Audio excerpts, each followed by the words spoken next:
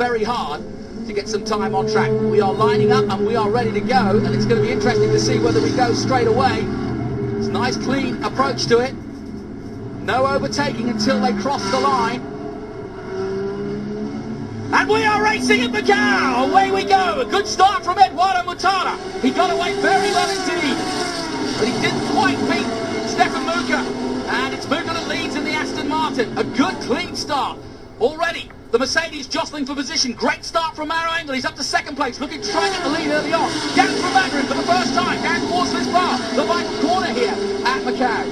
And everybody cleanly through. Now we know we've got the best GT drivers in the world because it's such a clean start, and that's rare at Macau. So Mortara loses out as they go through Lisboa. He's now dropped to third place, and Engel has held on after an excellent start in that Mercedes to follow the man at the moment, Stefan Muka of Germany, who leads this race for Aston Martin. Yeah, Mauro Engel very good off the line, making up that second place, and he's got much to make up for after yesterday, finishing facing the wrong way, the car having to be recovered. One of the first dramatic stories that emerged from qualifying yesterday, and Mauro Engel has done something to get the positions back at the start of the race. He knew he had to do that, had to make the most of it, and he had the advantage over Mortara, and that was what he couldn't allow to happen, for Mortara to be able to get away. But great start by Stefan Muka as well. Superb to put the Aston Martin on pole position yesterday, and he's had a very good start as well. Good news. This is the qualification race, a 12-lap race. If there is no incident, hopefully we'll get a clean race, but you never guarantee anything through the walls of Macau as they head up through Moorish Hill for the first time down towards Donna Maria corner. Coming up, you'll see a very unique part of this circuit, because on the exit of this corner where Muka is now, there is no overtaking. You can see the full course yellow. From here on in into Melco, there is no overtaking.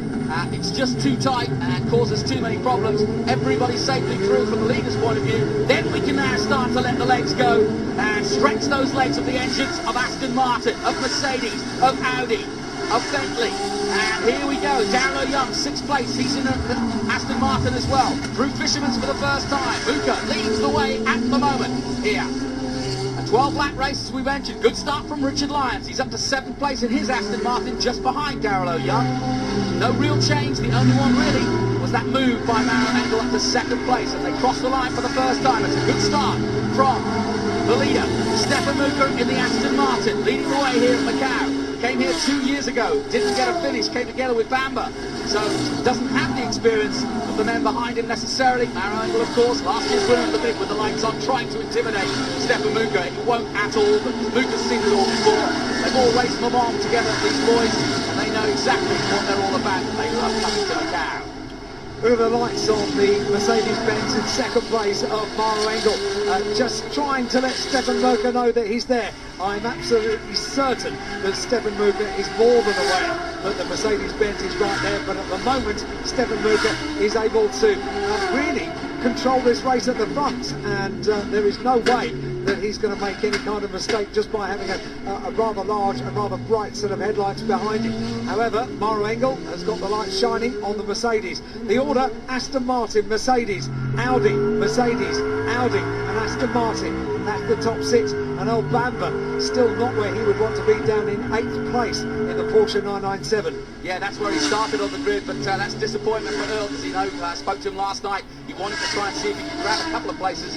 Of course, this qualification race is so important for your starting position for the main race, and you're witnessing a little bit of history here. The SJM Macau GT Cup, FIA GT World Cup, and really something quite special indeed, unique to Macau. They decided to declare the FIA GT World Cup for the first time this year, so everybody wants that prize. And we welcome viewers around the world tuning in on the web, and of course on major international broadcast stations such as Fox Sports here in Asia, and of course BT Sports. We welcome those viewers in Great Britain. You are in for a treat, I can assure you, because these boys are going to put on a show this afternoon, and I can almost bet my hat that somebody is going to bring it into the wall, not before the end of this race. Stefan Merker fastest in sector 2. Last lap was the best lap of the race by anyone, and that was a 2:24.563 down to the wide part of the circuit, the final few turns on the circuit to complete the first of the flying laps after the rolling start. Round the corner they come up towards the timing beam. Across the line goes Stefan Merker in the Aston Martin. Marengo absolutely tied to the back of Stefan Merker. Because Stefan Merker on these opening 2 laps has been absolutely superb, hasn't he? He can't afford to put a wheel wrong, and the 2 of them have broken away. Marengo flashing his light. Yeah, it's the funniest thing, because it's almost a joke. It's almost like you're trying to rattle the guy, because obviously that's the international signal for, hey man, I'm faster than you, I'm coming through, and you always do it to a back marker. Well, but when you do it to the leader of the race, it is pretty funny. It's as though you say, look mate, you're in my way, and he's not at all, because Luca's doing his business. Muka will just be smiling to himself. He's seen it all before. These are 2 Germans going at it just the way they like it. One in a British Aston Martin, the other in the famous Mercedes-Benz SLS AMG GT3. And evidently the big bosses from AMG are here this weekend to witness the possibility of a Mercedes World Cup. But they certainly didn't get off to the start they wanted. Marengo throwing it into the wall at one of the fastest corners here at Macau. Famous reservoir bend, the first corner, just clipped the curve, he said, and it was his fault. He put his hands up and said, yep, I shouldn't have done it. He was very lucky to save his blushes. He only did 1 flying lap. Luckily that flying lap was good enough for 3rd place. Yep, and the flashing of the headlights is not going to work, because for the 2nd lap running, 2 laps completed now on lap 3, Stefan Merker put in the fastest lap of anyone. 2:19.69.667. Don't waste the energy on your LEDs, mate. I'm faster than you. Oh, there I said it! Here we go, the first major smash. Back on board down towards Donna Maria. But there is a car through and stuck on track. And I would also say that knowing this track as I do, we've got cranes everywhere around this track, but that is not one of the places that they have one. And so we could be in a situation, certainly for safety car, if not a possible red flag if they can't move the car. So it's all going to change again. Stefan Merker built up a great lead. And as you can see, the lights on Marengo. There's Eduardo Mortara, who is without doubt the most successful driver in the entire history of this race event, having won twice in Formula 3 and multiple wins also in GT. This doesn't want to stop coming. He said when he gave up his Formula 3 career, yeah, sure, I'll go to DTM, but I'm going to come back to Macau. Still coming back to Macau, yeah, no question about that. However, in the opening couple of laps of this race, he's allowed the top 2 to break away, has he not? 2:19.273 for the last lap for Stefan Merker, as 3 laps are now completed, and that means for 3 consecutive laps of this qualification race, he's popped in the fastest lap of any. 2:19.273 for Stefan Merker, race leader, and safety car boards and yellow flags out, of course, for the recovery of the... That's one of the Bentleys, and I think that's Adelaide Fong. Yeah. Wow, and I looked... yeah, I think it is, you know, and Adelaide Fong, obviously one of the Lotus Development Formula 1 drivers, and a really good GT driver in his own right, runner-up in the Asian Championship this weekend, and was going high and mighty in that Bentley earlier on in the week. Disappointed on that Bentley. Racing here in Asia a couple of years ago. See, probably around the world, Bentley are starting to be a major player in racing. Much success here in Asia and now in Europe, and they had high hopes of at least getting on the podium here this weekend, but it's not going to be for Adelaide Fong. Kanazawa still in the race, of course, and you can see the safety car has been deployed. Take a breath now here, and just for a moment, if you want to join the conversation and get on board with us, hashtag MacauGP up through Moorish Hill. Let's just talk a little bit about this circuit, because now we've got the safety car. We're up what we call the mountain section, the hill section, because it is literally on the gear hill. That's what the name of the circuit is.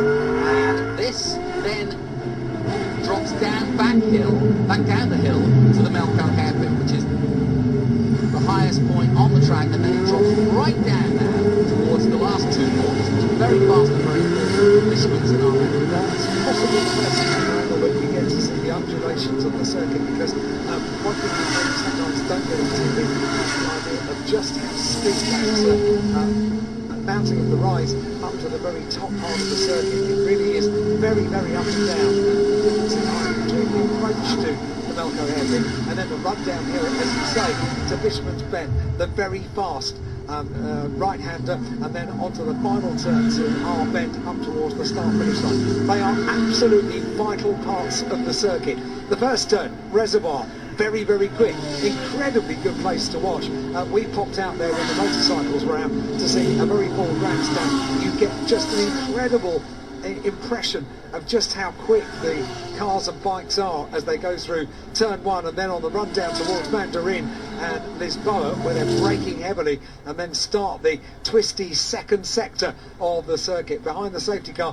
Of course, one of the important things that they've got to do is to keep that heat in their tyres. That's what they're doing now, weaving the cars from side to side behind the Maserati safety car, and so far it's been an exemplary drive by Stefan Merker in the Aston Martin Vantage GT3.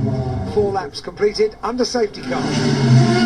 Yeah, it's been a very interesting run up to this. Just to give you some of the facts, because I know that a lot of people are interested, especially if they know their GTs. We have a controlled Pirelli tyre. Everybody's on the same tyre. That wasn't the case in the Macau GT Cup. And when Mercedes ran away with this car last year, everybody said, oh well, they were on different tyres, and obviously that was their advantage, and it wasn't necessarily the case. And now there is definitely no advantage there, because everybody's on those same controlled Pirelli tyres. In fact, they used them in the Black Hat Series, so that's why they know that they're good tyres. Talking to some of the drivers, in fact I was talking to Adelaide Fong, the man whose car you're looking at right now, about those tyres, and he said that he was enjoying them. First time he'd been on the Bentley, and he said that they're good tyres, but he did predict that by the end of the main event, and that's obviously not this qualification race, but they could start to go off a little bit towards the end, which is natural, but it could make it for very interesting racing, depending on how you drive the car and who's pushing who.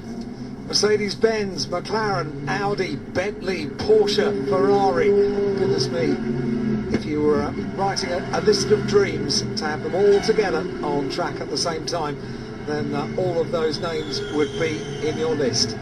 They make their way up behind the Maserati safety car through the mounted section and past the recovery, which is in operation at the moment. The recovery truck just getting its harness in place around the stricken Bentley, and as you say, the tyres of vital importance. This control Pirelli tyre is going to be losing heat behind the safety car. That's why the weaving that you see there from the onboard shot of Eduardo Mortara is absolutely vital.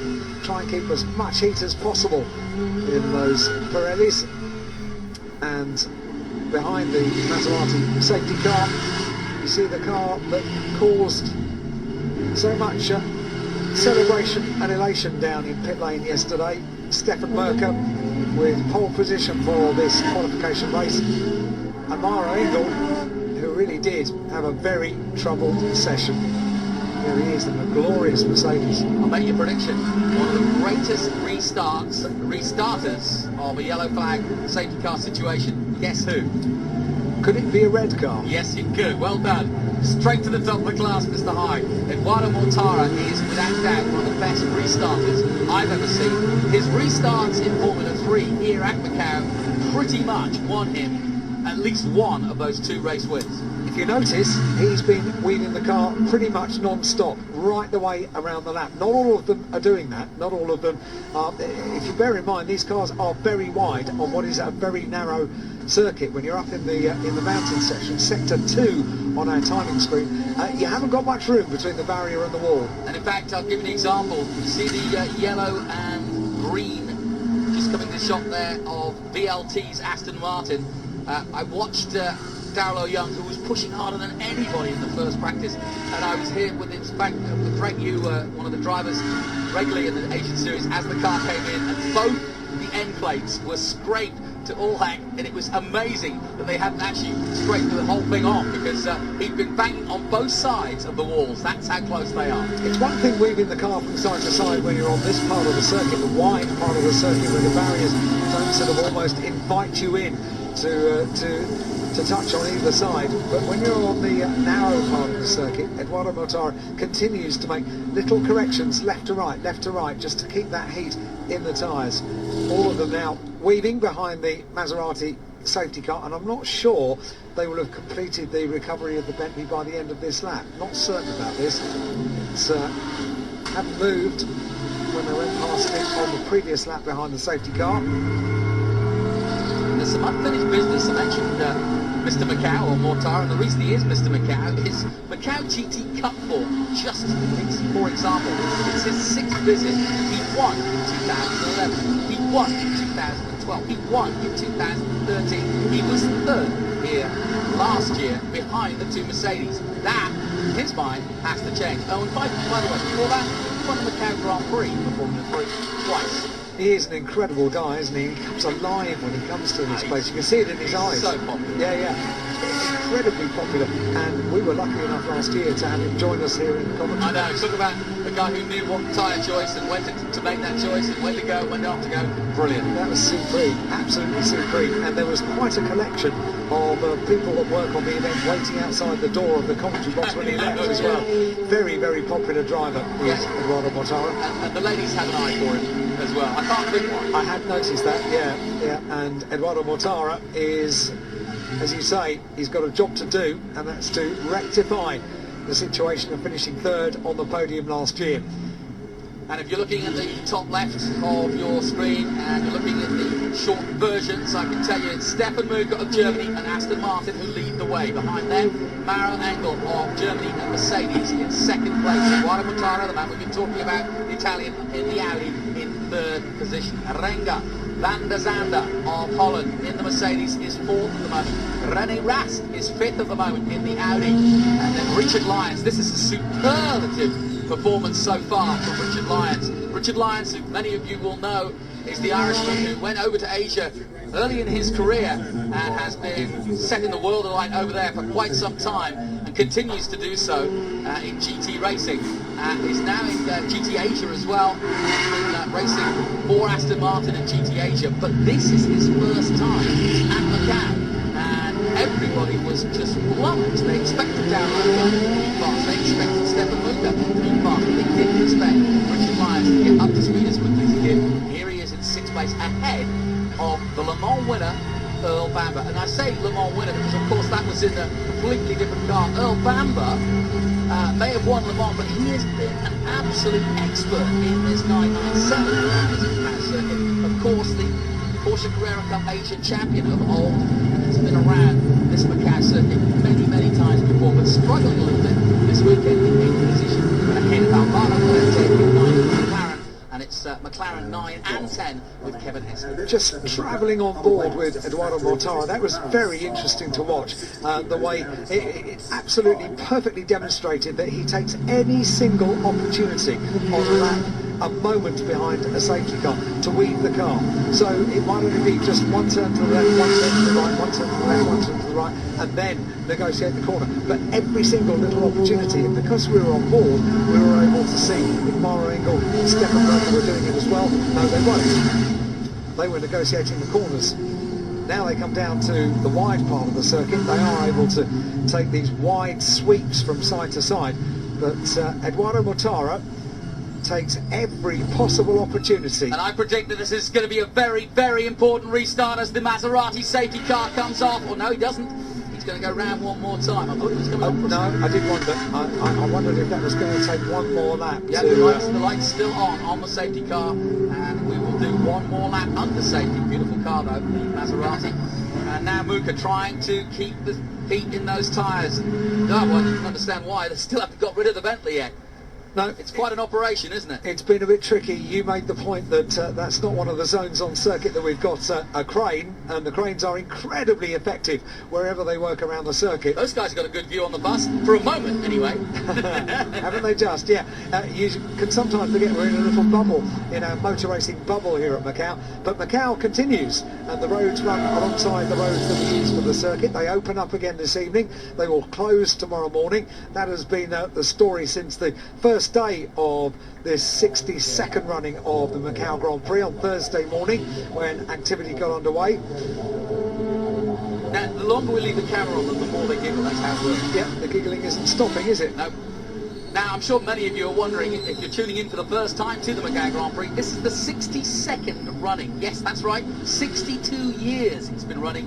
1954, Paul Dutoit and a bunch of friends from Hong Kong said, oh, let's go to Macau and have a treasure hunt, look around, have a drink, have a coffee. That's what they did. And while they were there, they thought to themselves, you know what, this will be fun, let's have a treasure hunt. So they kind of went around part of this bar, went up the hill, San Francisco, and they thought, oh, this is fun, look at this twisty part. And they came back, and they went back to Hong Kong, and they said, you know what, this looks fun, why don't we try and do something with this? We've got this idea for a treasure hunt. Looked at the maps, Racing Club of Hong Kong looked at it and said, nah, what you've got here is a Grand Prix circuit, let's go. And they did. And 1954, they marked out the circuit, painted the trees white, just to let everybody know where they were. It was on the seafront, where we are right now. It was literally, you got it wrong and you went on to the last corner, straight into the sea, and some did.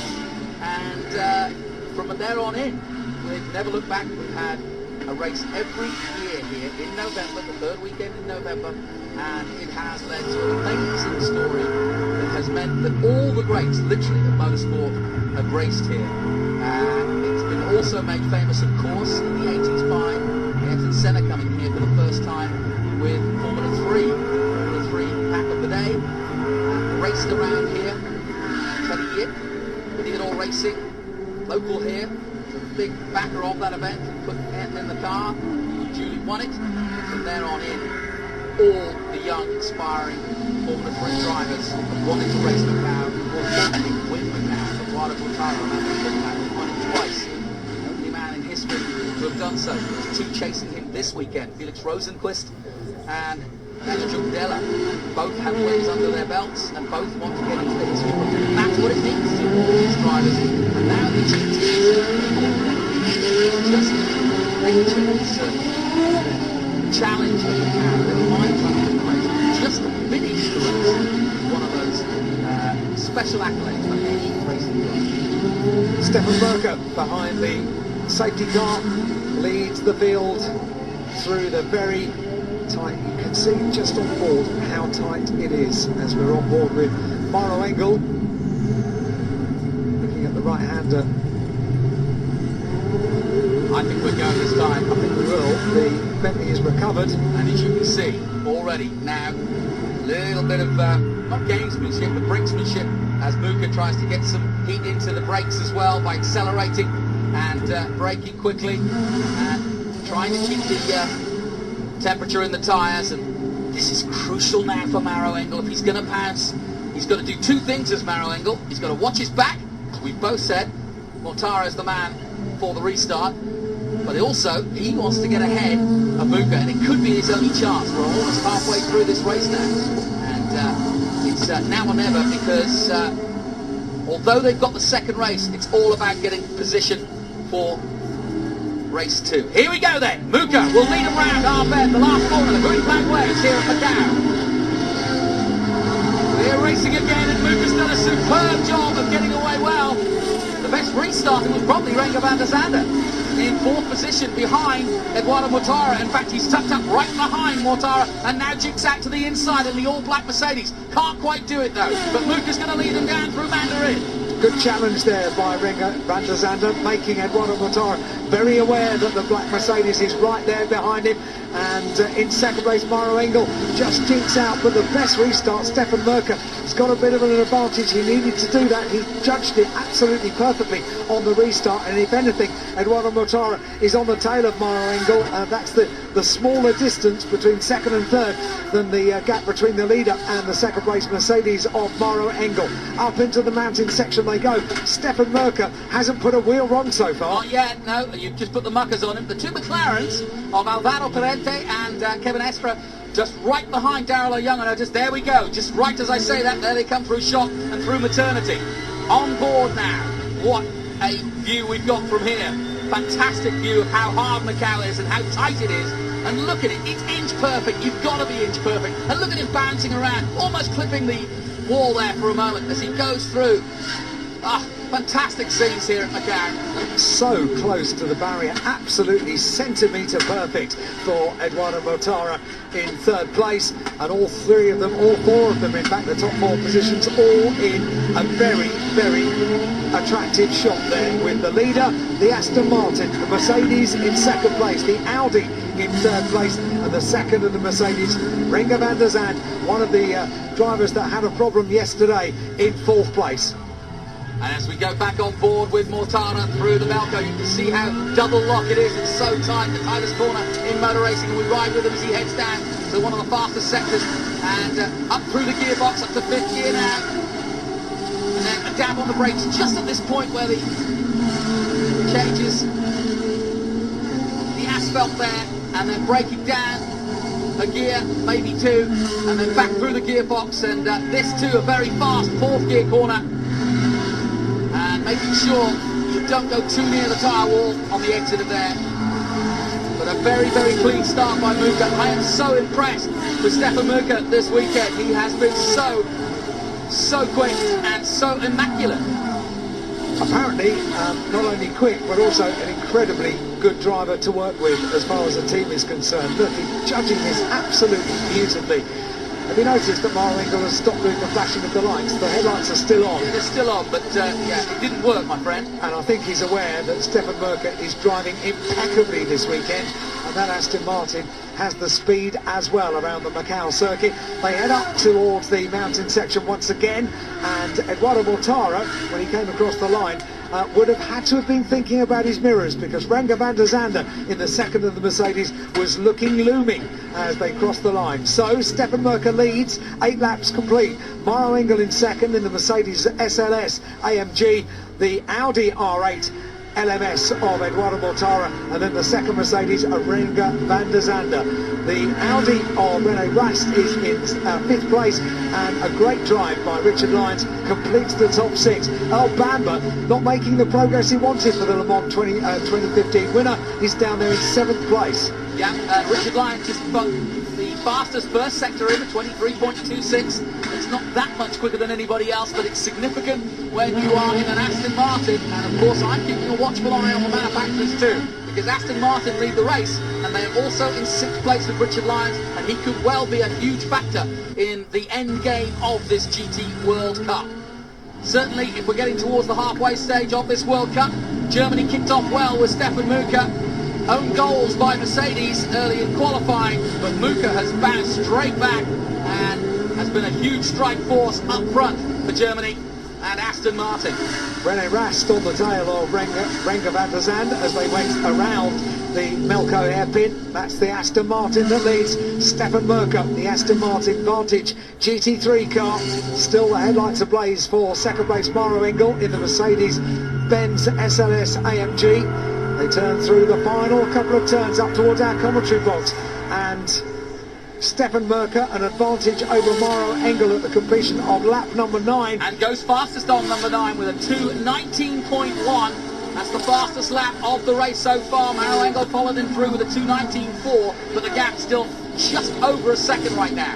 Yep, 1.079 to be exact then. It's a further 2.5 second gap for Eduardo Mortara and Renger van der Zandt in the second of the Mercedes, some 1 second behind Mortara in third place. Under investigation, Dylan Dilladali, the Belgian racer in the Porsche 997, not quite sure what that was for, probably the restart, I'm guessing, but he's under investigation, but he's not even a factor in this. He's down in 14th position. And we are concentrating quite rightly on the battle at the front between Aston Martin, Mercedes and Audi. You couldn't have written a script better.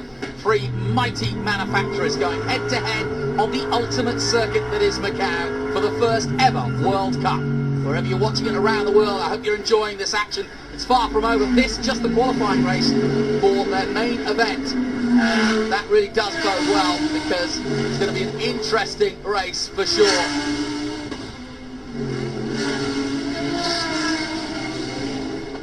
Now, how far can Muka go and extend that lead? He has really been superb. It's so hard to concentrate.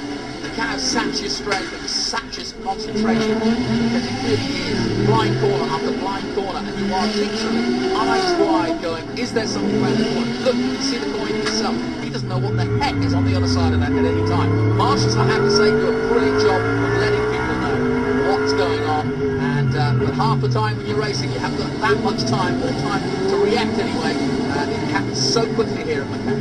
Eduardo Mortara has been able to shake off Renger van der Zande properly now, because Rene Rast in the second of the Audis in the top six is really putting the pressure on the back of the second of the Mercedes, Renger van der Zande in fourth place. So that's a great little battle, that, and if you bear in mind that on sector one, the overall fastest first sector, 23.22 for Rene Rast in fifth place in his pursuit of the fourth place Mercedes of Renger van der Zande. The leader already through, and he's gone quicker again at 2:18.9 from Muka. Boy, this is an absolute masterclass here by the Aston Martin driver. That is a very, very quick lap. 2:18.9, given that the man behind him is trying to stay with him. 2:19.1. Whoa! Boy, sliding through there. Classic Eduardo. But he does love to throw that car around. Slides through Mandarin like no other man can do. Quite unbelievable, isn't it? Just incredible. Absolutely perfectly pointed into the corner to allow the car to do that. These are very wide cars as well, on such a narrow section that they head into now, with the wall on the right, the wall on the left, the barriers loom as well. And Eduardo Mortara, no one in front, no one behind at the moment. He's pretty much a solitary third place, in isolation in third place. He's on the pace, he's on the 219s, the only three men in the 219s are Mortara, Engel and Muka, but sadly for Mortara, he's just not quite where he needs to be. He needs them to have some sort of problem, some sort of mistake. He just can't quite get on level terms. You can see as we go on board with him, he's just losing sight slightly from the leaders at the moment. He's 4 seconds adrift of the leader at this time, and as we come down to the closing stages of this race, I think that's really going to be it for him. This is a brand new Audi R8, remember, he hasn't even raced this coming into this weekend, no one has, and this is the latest spec Audi R8 LMS, and they got to grips with it fairly quickly, and Tara saying that it really is a beautiful car to drive, and it's just completely different. It does none of the lag that, or any of the problems that he might have had with the other car. Not that he had many, but he said it's perfect in every way. They've just honed it again, as you'd expect Audi to do. Rene Rast absolutely on the back of Renger van der Zande as they went through the Melco hairpin, but just about to go on to his final lap is the number 97 Aston Martin of Stefan Merker. Up towards the line he goes. Beautiful livery on that car, really stands out. The last lap board displayed down on the starting gantry. The advantage for Stefan Merker at the end of that lap was 1.7 seconds. He's extended the gap. He put in a 2:18.930 for his best lap. That last lap was a 2:19.297. And it's half a second quicker than Engel. Yeah, if you compare that to Meyer Engel's time at 2:19.760, yeah, half a second to the better. The race leader, who has raised eyebrows yesterday, took people by surprise putting it on pole. People were talking about Mercedes, people were talking about Audi, and then all of a sudden the Aston Martin of Stefan Merker was on pole position. He's done this weekend so far exactly what Mercedes did last year. Everybody was expecting Eduardo Mortara in the Audi R8 to dominate. It was the Mercedes that took the victory. It was the Mercedes that were at the top of the leaderboard at the end of last year. And so far this weekend, it's been Aston Martin and this man, Stefan Merker. Well, it's certainly going to put a smile on his face on a beautiful November day here in Macau. He went to Le Mans 24 hours and got a DNF there. He was also part of the FIA World Endurance Cup for GT drivers and was 14th in that championship, so really not something to write home about. And this would definitely change the year around for both Aston Martin and for Stefan Muka. It's early days yet, of course. Tomorrow afternoon they do it all again, but a full 18 laps this time. This one only 12, so it's not over by any means. It's only half time in this World Cup, but right now Germany and Great Britain, in the form of Aston Martin, are going very well indeed. And Maro Engel can do nothing, Mortara can do nothing. The gap spread right out, 5 seconds to Mortara from Mook, and Stefan Muka comes down towards Fisherman's. Gingerly through the corner, as you might expect, as we go on board with Maro Engel. And that's the view he's got, and it's not a view he likes, because here comes the famous 97 of Stefan Muka and Aston Martin as they take the advantage to the advantage of the first win of the World Cup for FIGT. And it is Stefan Muka that takes the win. He is the winner of the qualification race for the GT World Cup. Muka wins it then from Maro Engel. Eduardo Mortara is in